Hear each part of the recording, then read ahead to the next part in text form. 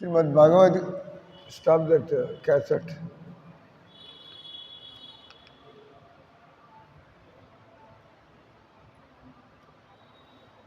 భగవద్గీత 4వ అధ్యాయం దివ్య జ్ఞానం. దివ్య జ్ఞానం అంటే మనం బయట అక్కడ దొరకదు. ఇది దివ్య గ్రంథాల్లో దివ్య జ్ఞానం మామూలు వ్యక్తులు వేయలేరు. మహాత్ములు భగవద్గీత జ్ఞానాన్ని పొందాలంటే మనం మహాత్ముల దగ్గరికి వెళ్ళి గురువు దగ్గరికి వెళ్ళి నేర్చుకోవాలా. దివ్య జ్ఞానం అంటే మనకి కనిపించినటువంటి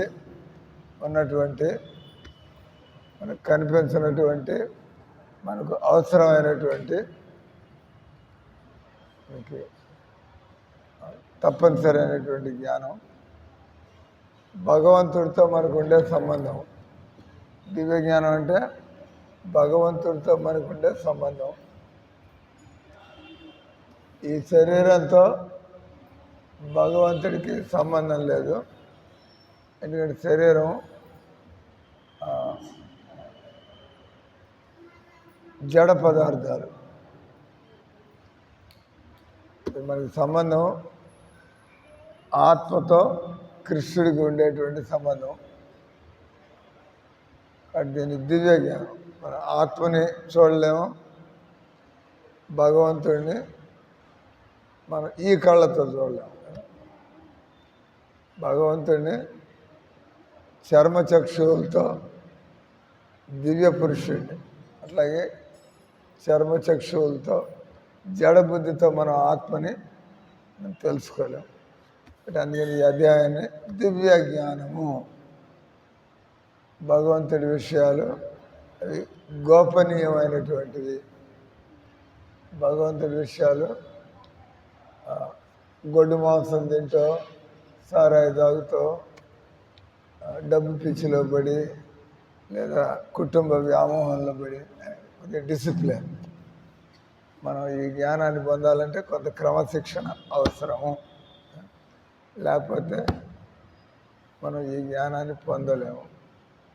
అంటే ఈ పిల్లాడు కూడా ఇక్కడ కూర్చోవచ్చు వినడానికి. ఇది వాళ్ళు అర్థం చేసుకునే వయసు కాదు ఈ టాపిక్స్ అన్నీ, అంతే కదా. దానికి కొద్దిగా ఆలోచన శక్తి ఉండాలి. భగవంతుడిని తెలుసుకోవాలంటే దీని ఏంది, ఎందుకు చదువుతున్నాడు, ఏం చదువుతున్నాడు, ఎట్లా, దానికి కొంత అంటే వికసించిన బుద్ధి. భగవద్గీత జ్ఞానం 5 ఏళ్ల పిల్లకాయలు, 8 ఏళ్ల పిల్లకాయలు ఇట్లా భగవద్గీత జ్ఞానం పొందాలంటే కొంత బుద్ధి ఉండాలి. ఎదిగినటువంటి వ్యక్తులు. కానీ మరి పిల్లకాయలకి ఎట్లా వాళ్ళ చేత భజన చేయించాలి. పిల్లకాయలకి హరే రామ హరే కృష్ణ, లేకపోతే వాళ్ళకి ప్రసాదాలు పెట్టాలా. ప్రసాదాలు పెట్టి పిల్లకాయలు భక్తిలో ఉంచవచ్చు. వాళ్ళ చేత హరే రామ హరే కృష్ణ అనిపించి అని భక్తిలో ఉంచవచ్చు. కానీ మనలాంటి వాళ్ళు విషయాన్ని తెలుసుకుంటే కానీ రోజు చేయలేము. అంతే కదా. ఏదో ఈరోజు హరే రామ ఇస్కాన్ మందిరానికి వచ్చాము అంటే హరే కృష్ణ హరే కృష్ణ. రేపు అక్కడ అయ్యప్ప గుడికి పోతే స్వామియో శరణమయ్యప్ప ఆ కేకలు వేస్తూ ఉంటారు. మీకు బుద్ధి పని చేస్తుంటే అక్కడేంది అట్లా అంటున్నారు, ఇక్కడేంది ఇట్లా అంటున్నారు. అసలు ఏది ఎందుకు చేయాల, అంటే ఇక్కడ ఈరోజు శ్లోకంలో ఇది ప్రభుపాద ఈ శ్లోకం మీద 100 సార్లు ఆయన ప్రవచనం ఇచ్చాడు. ఎక్కడికి పోయినా విదేశాల్లో మళ్ళీ ఇదే శ్లోకం చదవడం, మళ్ళీ క్లాస్. ఈరోజు శ్లోకం యదా యదా హి ధర్మస్య గ్లానిర్భవతి భారత అభ్యుత్థానం అధర్మస్య తదాత్మానం సృజామ్యహం. ఇప్పుడు ముర్షిదాబాద్ వెస్ట్ బెంగాల్లో అక్కడ హిందువుల్ని భయంకరంగా చంపుతున్నారు. అక్కడ అంటే పోలీసులు గమ్మునుంటే ఇంకెవరు ఆఫ్ చేస్తారు? తర్వాత ప్రభుత్వం గమ్మునుంటే ఈ దిక్కుమాలిన జాబుతో వస్తున్న హిందువుల్ని ఎవరు కాపాడుతారు? గవర్నమెంట్ కదా కాపాడుతుంది. మీ మీద 10 మంది పడి మిమ్మల్ని కొడుతూ ఉంటే మీరు ఒక్కళ్ళు ఏం చేసుకోగలరు? కానీ పోలీసు వాళ్ళు వచ్చి న్యాయం చేయాలి. అంతే కదా. ఇక్కడ విషయం వచ్చి మనం మానవ సమాజంలో బల ప్రదర్శనతో, డబ్బుతోటి, బలంతో మీ దగ్గర 15 మంది మనుషులు ఉన్నారు కాబట్టి మీరు అన్యాయం చేసుకుని వెళ్ళిపోవడం, మీ దగ్గర డబ్బు ఉంది కాబట్టి మీరు డబ్బులు పంచిపెట్టి మనం అన్యాయం చేయడం, ఇవన్నీ కూడా అంటే న్యాయం అంటే డబ్బులతో సంబంధంలా. ఒక 50 మంది ఒక 2000 మంది బజార్లోకి వచ్చి మాకు వాకఫ్ చట్టము మాకు అవసరం లేదు, మేము ఒప్పుకోము. అసలు మొదటి నుంచి ఉందే అయింది. మొదటి నుంచి వాకఫ్ చట్టం ఉందే అయింది రాజ్యాంగంలో. అది ఎప్పుడైతే కాంగ్రెస్ వాళ్ళు మెజారిటీలో ఉన్నారో అంటే అప్పుడప్పుడు కాంగ్రెస్ వాళ్ళకి 542 సీట్లు 350 వచ్చేసి ఎవరిని పట్టించుకోకుండా ఇష్టం వచ్చినట్టు. కానీ ఎప్పుడైనా పార్లమెంట్ సభ్యులే అన్యాయంగా చట్టాలు చేస్తున్నారు అనుకోండి, దాన్ని ఎవరు ఆఫ్ చేయాలా? తెలుసా? పార్లమెంట్ వాళ్ళు చట్టాలు చేస్తారు, దాన్ని అందరూ అమలుపరచాలి. మరి పార్లమెంటు వాళ్ళే న్యాయానికి విపరీతంగా చట్టాలు చేస్తే రాష్ట్రపతి ఆపు చేయాలి. రాష్ట్రపతి అడగచ్చు, అందరూ సమానం అయితే ముస్లింలకి ఎందుకు విశేష అధికారాలు ఇస్తున్నారు అడగచ్చు. కానీ వాళ్ళ కట్పుతలి తోలుబొమ్మ లాంటి రాష్ట్రపతిని పెట్టుకుంటే వాడు వచ్చిన దానికల్లా ముద్ర వేసి పంపిస్తూ ఉంటారు. ముద్ర వేయడం, సంతకం పెట్టి అడగచ్చు కదా. ఇది భారతదేశంలో అందరూ సమానం కదా, మరి ఎందుకు వాళ్ళ కోసం అని విశేషంగా వాక చట్టం అంటే ఏంది? అసలు వాడు ముస్లిం వాడు ఈ పలానా ఇల్లు మాదంటే ఇంకెవరు అడగడానికి లేదంట, పోతాను ఖాళీ చేసిపోతూ ఉండాలి. అదేంటి? అది మనుషుల యొక్క మౌలిక హక్కులకి అది విపరీతం కదా. మరి ఆ చట్టం ఏంది? కోర్టు వాడు కళ్ళు మూసుకొని పనిచేస్తాడు. ఆయన ఏమంటాడు, రాజ్యాంగంలో మీ పార్లమెంటు వాళ్ళు ఈ చట్టం పెట్టారు, వాకఫ్ చట్టం అని చెప్పి. వాటి మా పని కోర్టు వాళ్ళం కాబట్టి మనం చట్టాన్ని కాపాడడం. అంటే కోర్టు వాడు ఎప్పుడు మాట్లాడినా కూడా చట్టాన్ని ఎదుర్కొండా పెట్టుకుని వాళ్ళు తీర్పులు ఇస్తూ ఉంటారు. అంటే వాళ్ళే మాకు తెలియదు ఈ వాకఫ్ చట్టం ఏంది అని, ఆ చట్టం మీరే చేశారు పార్లమెంట్లో, మా పని ఎవడన్నా ముస్లిం ఆ ఇల్లు మాది, ఆ పొలం మాది అంటే పొమ్మని చెప్పి రాసింది అక్కడ, పోతాడండి. వాడు అడగడానికి లేదు, కావాలంటే ఆయన రిజైన్ చేయొచ్చు ఒప్పుకోకపోతే. అంటే ఏదో ఒకటి ఫైనల్గా ఉంటుంది. రాజ్యాంగం అనేది ఫైనల్. అంటే రాజ్యాంగాన్ని కాపాడవలసిన బాధ్యత రాష్ట్రపతిది. ఏదైనా రాష్ట్రపతి సంతకం పెట్టడానికి ముందు ఆయన ఎక్స్పర్ట్స్తో కూర్చొని అబ్జెక్ట్ చేయాలి. కానీ అంత తొత్తులు అయ్యండి, అంత అధ్యక్షుడు కూడా ఒక ముస్లిము, ఈ పార్టీ ఒక ముస్లిం పార్టీ, హిందువులు నిద్రపోతున్నారు, అటు వాళ్ళంతా కలిసి గమ్మున కాంగ్రెస్ని గెలిపించారు. గెలిపించిన తర్వాత మనం చేసుకునేది ఏం లేదు. అంటే బజార్లు తిరిగి కేకలేసినంత మాత్రమే ఏం కాదు. మెజారిటీలో ఉంటారు, వాళ్ళు చేసుకుంటూ పోతూ ఉంటారు. అంటే ఇక్కడ పాయింట్ వచ్చి ఏంటంటే యథా యథాగి ధర్మశ, అంటే మనం అనేది మానవులు అన్యాయాలు చేయొచ్చు, మానవులు అక్రమాలు చేయొచ్చు, అది రాష్ట్రపతి కావచ్చు, ప్రధానమంత్రి కావచ్చు, అది ప్రధాన న్యాయమూర్తి, సుప్రీం చీఫ్ జస్టిస్ కావచ్చు. కానీ అందరూ కూడా ఒక చోట వాళ్ళు జవాబు ఇవ్వాల్సి ఉంటుంది. ఎవడైనా కూడా అందరూ కూడా జవాబు ఇవ్వాల్సింది. భగవద్గీత అందుకంటారు ఏవైనా చట్టాలు అవి భగవద్గీతతో విభేదిస్తూ ఉంటే, ఉదాహరణకి వాకప్ అంటే ముస్లింలు హిందువులు కొట్టుకు వస్తున్నారు, కానీ మాంసాహారం తినకూడదు, అది భగవంతుడి చట్టం. భగవంతుడు మాంసాహారం తినకూడదని చెప్తున్నాడు. భగవద్గీతలో ఆయన మనుషులు ఏం తినాలో చెప్పాడు. పత్రాలు, పుష్పాలు, ఫలాలు, పాల పదార్థాలు ఇట్లాంటి మనుషులు బతకాలని చెప్పి. కానీ మనుషులు ఆ విధంగా కాకుండా, ఎందుకంటే మనుషుల చట్టం మాంసం తినొచ్చు ఉంటుంది, భగవంతుడి చట్టం మాంసం తినకూడదు అంటుంది భగవద్గీత. భగవద్గీతలో మాంసాహారాన్ని తామసిక భోజనం, ఇది మనిషి వాడు చెడిపోతాడు, ఇతరులు కూడా చెడగొడతాడు. ఎందుకు ముస్లింలు అంత ఘోరంగా చంపుతారు? ఎప్పుడైతే ఆవు మాంసం తింటున్నాడో ఇంకా సభ్యత మిగిలింది. ఆవు మాంసం తినాలంటే తల్లిని చంపి తిన్నాం. తల్లిని చంపి తినేవాడికి ఇంకేం చేస్తే అంతకంటే ఘోరంగా ఉంటుంది. తల్లిని నువ్వు చంపగలిగితే ఇంక మిగతా ఏం పనులు చేసినా ఆయన దానికంటే తక్కువే కదా. అంటే అయిపోయిన అక్కడ ఎవడైతే ఆవును చంపడానికి ముందుకు వస్తాడో వాళ్ళకి ఒక సభ్యత అనేది ఉండదు. వాళ్ళు రాక్షసుల్లో ఎవడికి బలం ఉంటే వాడిది జరిగేది అది. అక్కడ ముస్లింలు ఏమంటారు, బస్ మన సంఖ్య పెరిగిందంటే హిందువులు తలకాయలు పాల్గొట్టి వాళ్ళు ఆడ లాక్కుపోయి తెల్లగాయలు చంపి మతం మారండి, లేకపోతే అంటే పశువుల్లాగా. అంటే ఇక్కడ న్యాయం లేదు, వాడి బతుకు వాడు బతకచ్చు, మీ బతుకు మీరు బతకచ్చు. మధ్యలో నువ్వు నేను చెప్పినట్టు వినకపోతే నిన్ను చంపుతా అంటే అదట వస్తుంది.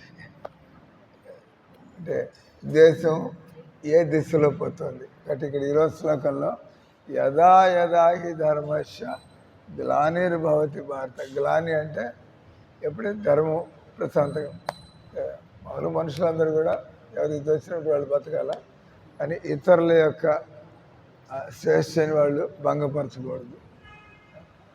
అంటే మీకు స్వేచ్ఛ ఉంది, ఆ స్వేచ్ఛని మీరు దురుపయోగం చేయకూడదు.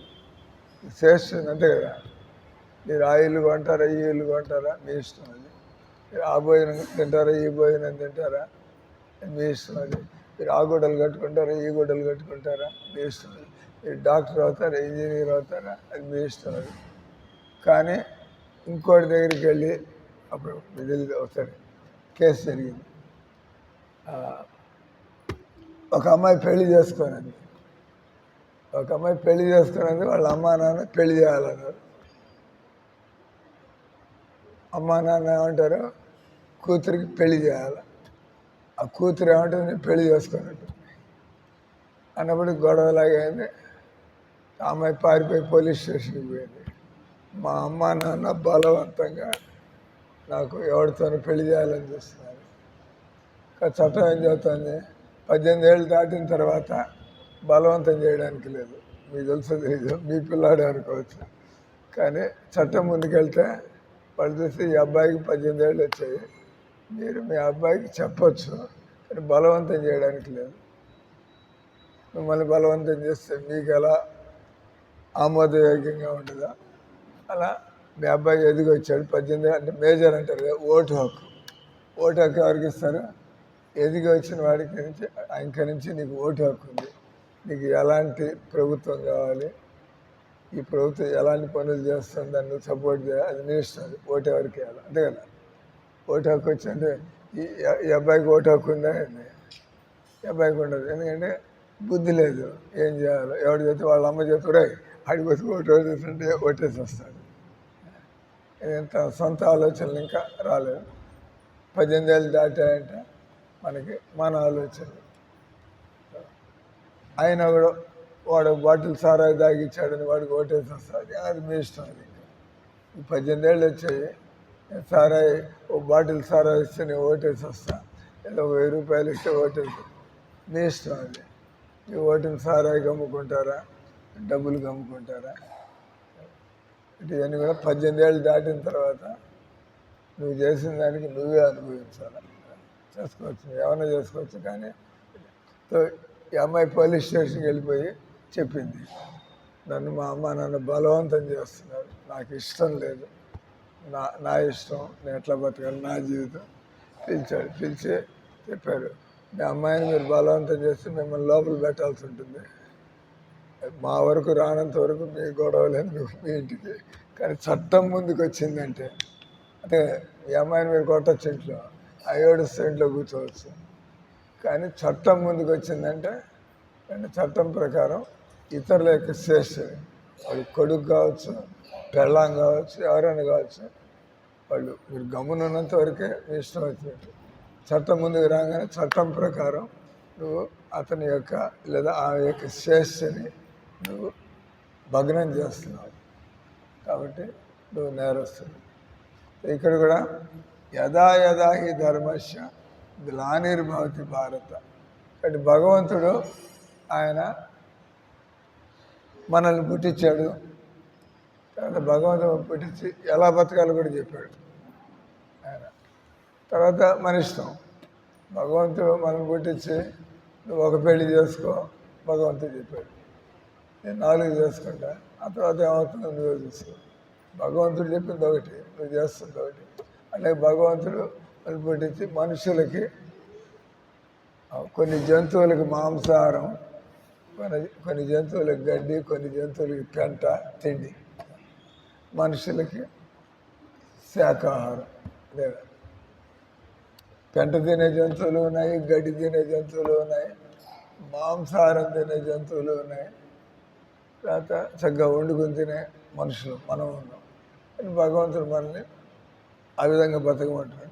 అట్లా కాదు సార్, నా ఇష్టం, నేను ఎందుకు కోడిని తినకూడదు, నేను ఎందుకు మేకని తినకూడదు, గొర్రెని తినకూడదు, ఆ తర్వాత నానొచ్చు, నేను మనుషుల్ని ఎందుకు తినకూడదు, అప్పుడేం చేస్తారు? చట్టం అది, నువ్వు గొర్రెలు తిను, మేకలు తిను, కానీ మనిషిని తినమాట, ముందుగా చట్టం. మనుషులు తినడానికిలే, గొర్రెలు తింటే చట్టం ఏమంటలేదు. కానీ భగవంతుడి చట్టం ఏమంటుంది, నీకు నేను ఆకుకూరలు, కాయగూరలు, పప్పు ధాన్యాలు, నేను ఈ ఫలాలు ఇవన్నీ అవి తిను మనిషి, భగవంతుడు చెబుతున్నాడు. మనం అది ఫాలో కాకపోతే ఆ తర్వాత జరిగేదంతా కూడా నెత్తికెక్కించుకోవాలి. దేవుడిని అనే లాభాలు, నాకెందుకు అన్యాయం జరుగుతుంది, దేవుడు చెప్పినట్టే నావైంది, నీకు న్యాయం జరగడానికి దేవుడు చెప్పినట్టే ఏమన్నా విన్నావా అయింది. ఇక్కడ భగవంతుడు ఏం చెబుతున్నాడు, యదా యదా హి ధర్మస్య. దీన్ని మనం ఎక్కడ తప్పించుకునేది ఏం లేదు. మనం పోలీసులకి లంచం ఇచ్చి తప్పించుకోవచ్చు, వాడు ఎమ్మెల్యే మన బామ్మరిది, దాని అట్లా చాప కింద దోసేయచ్చు, ఈ పనులన్నీ మనం చేయొచ్చు. కానీ భగవంతుడి దగ్గర, యమధర్మరాజు దగ్గర మనం ఆయన కొరడా పట్టుకో, బుధం మీద కొరడా వేసుకుంటాడు, అదే పెద్దానికి జవాబు ఇవ్వాలి. చెలా పడుతూ ఉంటాయి మన మీద, అది తప్పించుకోలేము. కాబట్టి భగవద్గీత జ్ఞానం ఉన్నవాళ్ళు వాళ్ళు ఓపికగా వాళ్ళ పద్ధతిలో ఉంటాం, కొద్దిగా ఓపికని బట్టి ఓపికగా వాళ్ళ పద్ధతిలో పోతాం, వాళ్ళు న్యాయం కోసం పోరాటం అని పని చేయాలి. ఇంకేమైనా అన్యాయం జరుగుతున్నప్పుడు నిలబడాలి, అది ఓపిక ఉండాలి. రెండోది, మీరు అన్యాయం చేయమాకండి, మీరు అన్యాయం చేయమాకండి, ఇంకోళ్ళు అన్యాయం చేస్తే సహించమాకండి, ఇది ఓపిక. అంటే కోర్టులో కేసు వేస్తారు, అంటే అయ్యేదాకా చూడాలి కదా, న్యాయం కావాలి మీకు. కోర్టు ఏం కనిపిస్తుంటే కోర్టు అయిన తర్వాత వాద వివాదాలు జరుగుతాయి, అది ఇది జరిగి ఆఖరిలో నేరం రుజువు అయింది, ఇంక తీసుకెళ్ళి దానికి ఏమి పనిష్మెంట్ ఇవ్వాలో, దండన విధించాలో అంటే ఓపిక ఉండాలి. యదా యదా హి ధర్మస్య గ్లానిర్భవతి భారత. అందరిలో కూడా పరమాత్ముడు, మనందరిలో కూడా ఎప్పుడైనా తప్పు పని చేస్తూ ఉంటే మన లోపల నుంచి కొద్దిగా సంకేతం వస్తూ ఉంటుంది కదా, నువ్వు పెళ్లి చేసుకోకుండా ఏదో అమ్మాయితో సంబంధం పెట్టుకోవడానికి చూస్తుంటే లోపల నుంచి ఒరే పట్టుకుంటే ఏమవుతుంది లోపల నుంచి. కానీ కప్పిపుచ్చచ్చు మనం. అట్లాగే మనం ఏమైనా దొంగతనం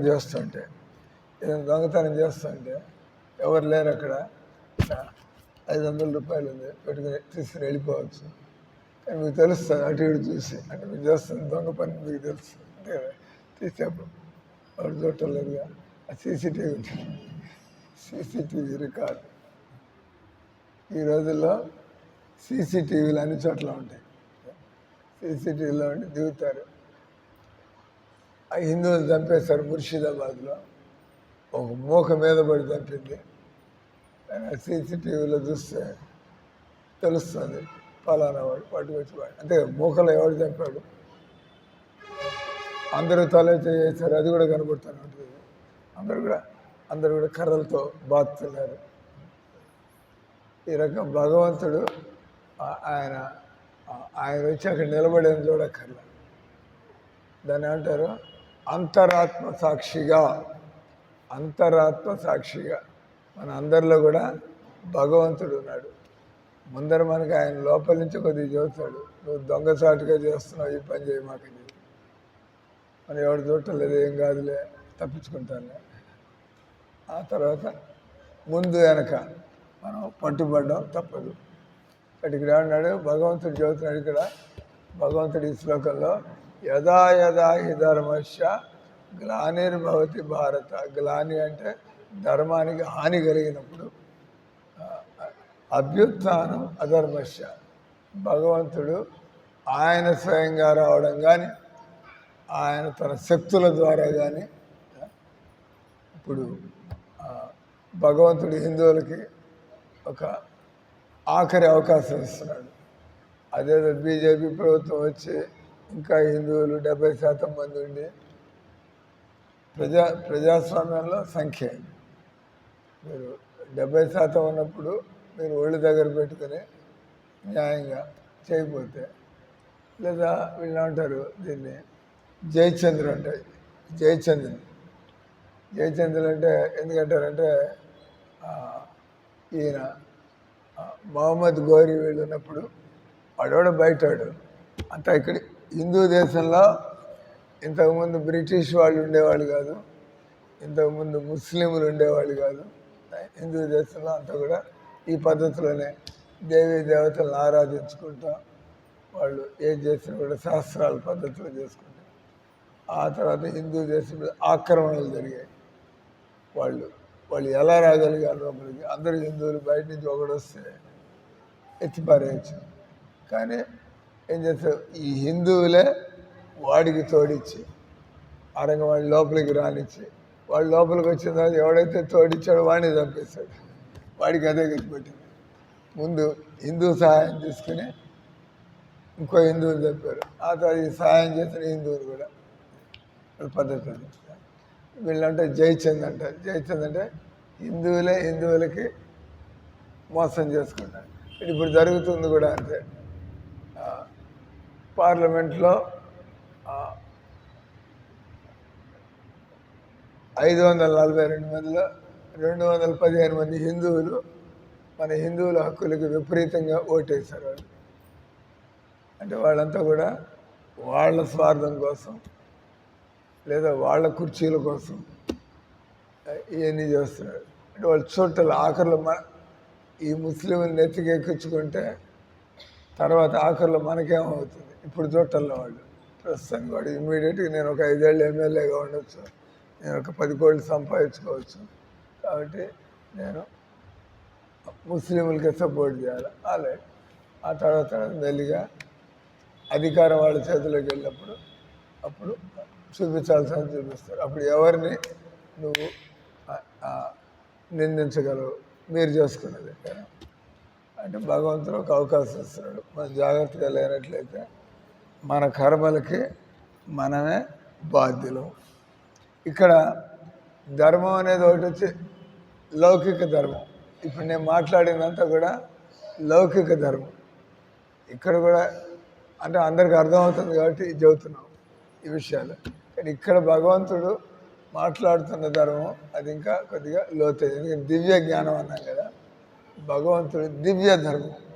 మనకి లౌకిక ధర్మాలు ఉంటాయి. లౌకిక ధర్మం అంటే నువ్వు జీతం తీసుకున్నావు కాబట్టి టైంకి ఆఫీసుకు పో, నువ్వు జీతం తీసుకుంటున్నావు కాబట్టి ఆఫీస్ పని చేయి, లౌకిక ధర్మం. అట్లాగే పెళ్లి చేసుకున్నావు కాబట్టి పెళ్ళాం బిడ్డల్ని చూసుకోవాల్సిన బాధ్యత, ఈ తల్లిదండ్రులు నీకు జన్మించారు కాబట్టి వాళ్ళని చూసుకొని, నువ్వు ఈ దేశంలో పుట్టావు కాబట్టి ఈ దేశం కోసం, అదే మరి ఇక్కడ నిలబడి ముస్లింలాగా పాకిస్తాన్ జెండాలు పట్టుకుని దేశద్రోహం. అది ఇక్కడ పుట్టావు, ముస్లిం కావచ్చు, ఇక్కడ పుట్టావు, ఇక్కడ తింటున్నావు, పాకిస్తాన్ జెండా పట్టుకోవడం. కానీ కాంగ్రెస్ ఉండేటువంటి రాష్ట్రాల్లో ఇవన్నీ చైనిస్తున్నారు. తప్పు కదా అది. అంటే ఇష్టారాజ్యంగా చేస్తున్నారు. అంటే ఇక్కడ మనం మాట్లాడుతుంది భగవంతుడు ఏ ధర్మం గురించి చెబుతున్నాడు. భగవంతుడు చెప్పేది ఆయన నువ్వు మనిషిగా పుట్టావు, ఆత్మను తెలుసుకోవాల్సిన బాధ్యత నీకుంది. కుక్కలు పిల్లలు ఆత్మను తెలుసుకోలేవు, మనిషి మాత్రమే ఆత్మను తెలుసుకోగలుగుతాడు. కానీ ఆత్మను తెలుసుకోకపోతే మనిషి అతను ఎలా ముక్తిని పొందగలడు, ఎలా ఆనందాన్ని పొందగలడు, ఎలా దేవుణ్ణి ప్రేమించగలడు, ఏముండదు. ఆత్మ తెలియకపోతే ఇంక దేవుడు ఎక్కడున్నాడు, లేకపోతే ఇంక ఈ సంసారంలో కూడా కొట్టుకుపోతూ ఉంటాడు. ఇక్కడే మా బామ్మరిది, మా తోడలుడు, ఈ దీనిలో కూడా బతుకంత ఈ విధంగా మాట్లాడతాం. ఇంకా జీవితంలో నేర్చుకున్నదే ఉంది. అంటే ఇక్కడ చదువుతుంది భగవంతుడు మనిషిగా పుట్టిన వాళ్ళు ఆత్మను తెలుసుకోకపోతే, మనిషిగా పుట్టిన వాళ్ళు మంచి చెడు తెలుసుకోకపోతే, అందుకే క్లియర్గా ప్రభుపాద మాంసాహారము, తర్వాత మాదక ద్రవ్యాలు, ప్రభుపాద ఆయన స్పష్టంగా భగవంతుడి నియమాల్ని పాటించకపోతే మనుషులు ఏమవుతుంది. ప్రభుపాద మనుషులు ఖచ్చితంగా పాటించాల్సినవి మాంసాహారం, మాదక ద్రవ్యాలు, ఈ సిగరెట్లు, సారాయి, టీ, కాఫీలు, మత్తు పదార్థాలు. అదే రకంగా జూదం ఆడడం, అంటే తప్పుడు మార్గాల్లో డబ్బు సంపాదించడం. ఉద్యోగం చేసి సంపాదించుకో, కష్టపడి సంపాదించుకో, కానీ మనం ఇప్పుడు ఉన్నదంతా కూడా పోతుంది.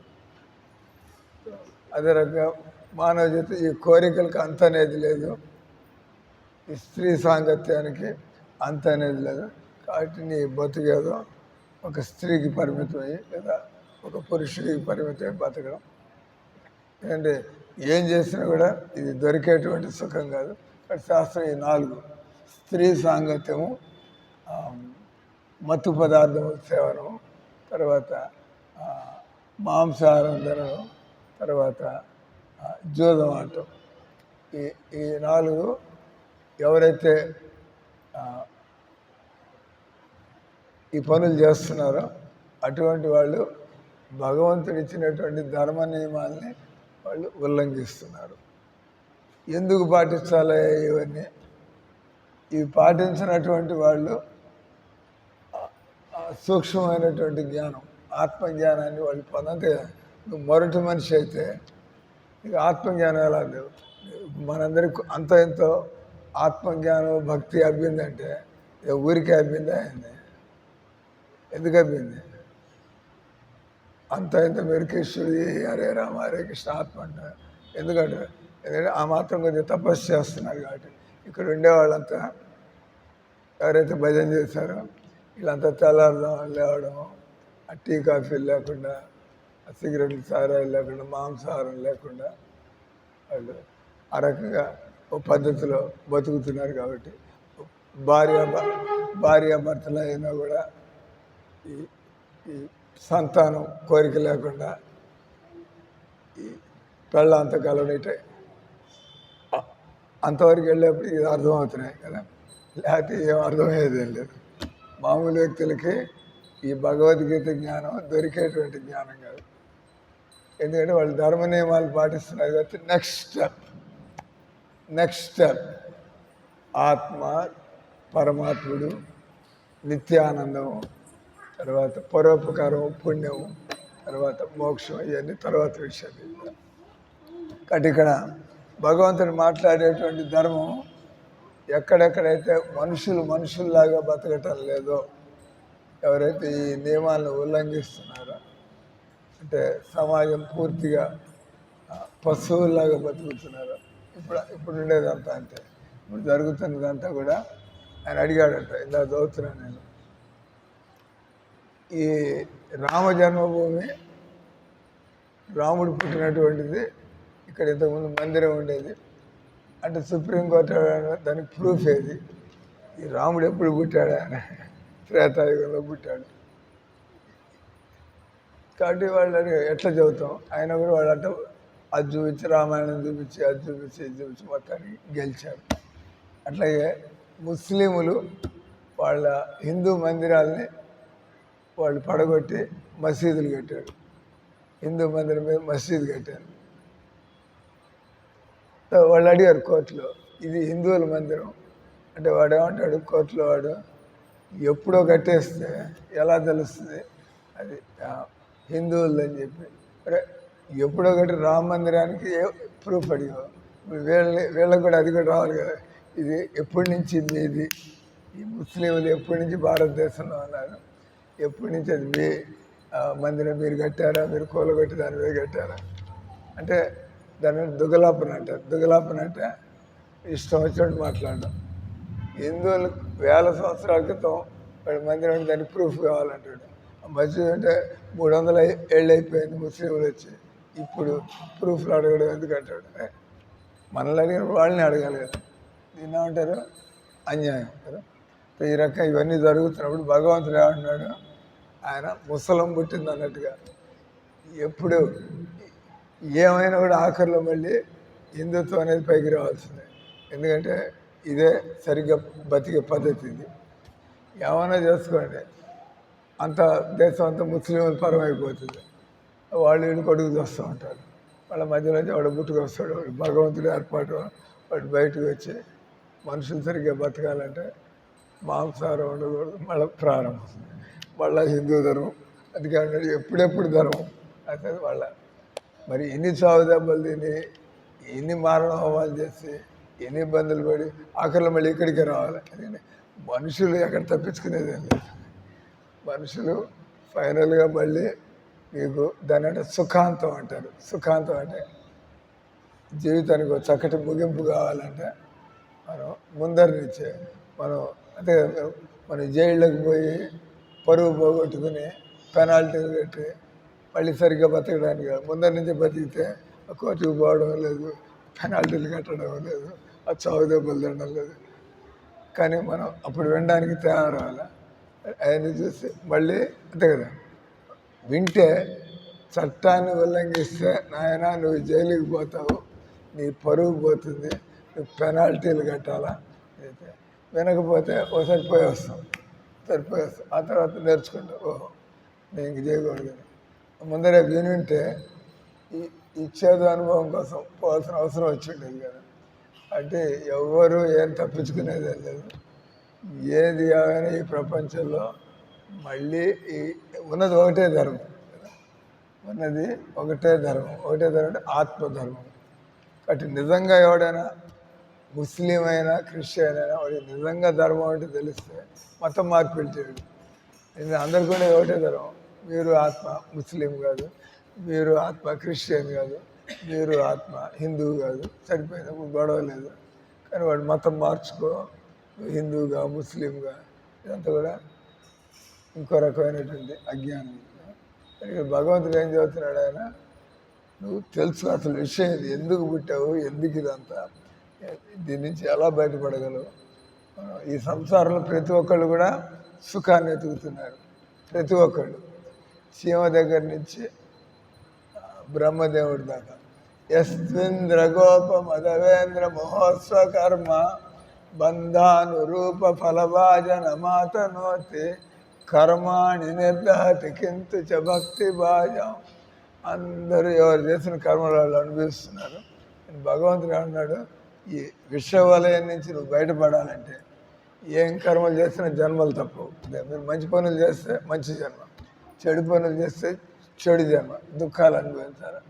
దీనికి ఒకటే సమాధానం, భగవంతుడు చెప్పినట్టుగా బతికితే, మీకు ఆత్మానందం కలిగితే, ఆయనతో సంబంధం కలిగితే మీరు ఇంకా ఈ సంసారంలో ఇరుక్కోరు.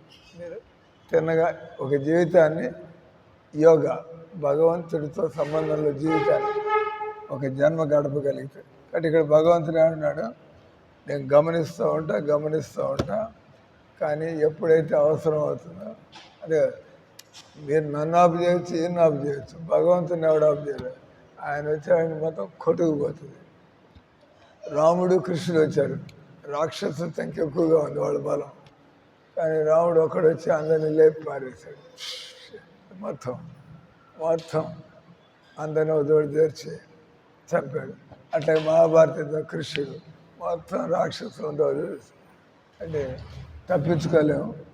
అంటే మనం ఎప్పుడు కూడా దీని అర్థమైంది, ధర్మాన్ని నమ్ముకోవాలా, మనం ఓపికగా మనం భగవంతుని నమ్ముకోవాలా, ధర్మ నియమాలను పాటించాలా. కాబట్టి కలియుగంలో మనం సరిగ్గా బతకాలంటే, ముందు మనం సరిగ్గా బతికితే దేవుడు అంటే లాభం లేదు. మాంసాహారం తింటారు. ఇప్పుడు మాంసాహారం తింటారు మీరు? అబద్ధం చెప్పమాకండి. మందిరానికి వచ్చారు, మాంసాహారం తింటున్నారు అంటే ఇట్లంతా కాదు.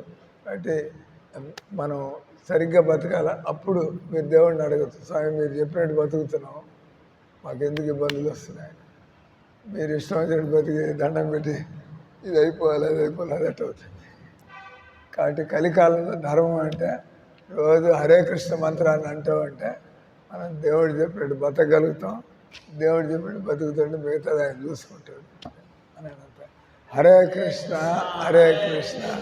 కృష్ణ కృష్ణ హరే హరే, హరే రామ రామ హరే హరే.